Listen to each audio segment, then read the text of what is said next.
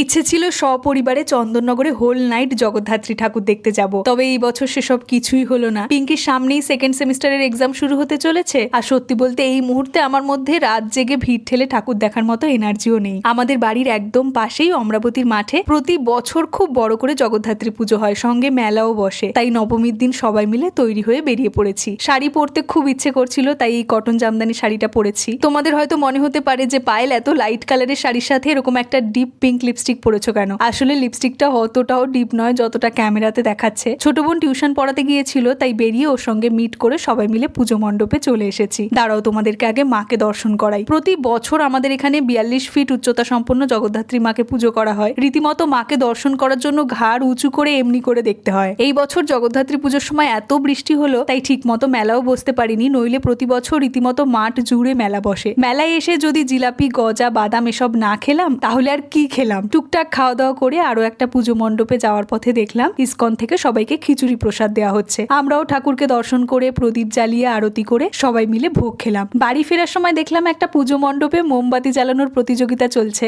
ব্যাস আমরাও নাম দিয়ে দিলাম। এত হাওয়া বইছিল তাই আমি মাত্র 5টা মোমবাতি জ্বালাতে পেরেছি, আর বোনরা দুজনে সেম 2টো করে মোমবাতি জ্বালিয়েছে। জিততে পারিনি ঠিকই, তবে হ্যাঁ খুব মজা করেছি। সব মিলিয়ে আজকে সন্ধেটা দারুণ কাটলো। চলো আমরা বাড়ি ফিরি, দেখা হচ্ছে তোমাদের সঙ্গে পরের ব্লগে। বাই।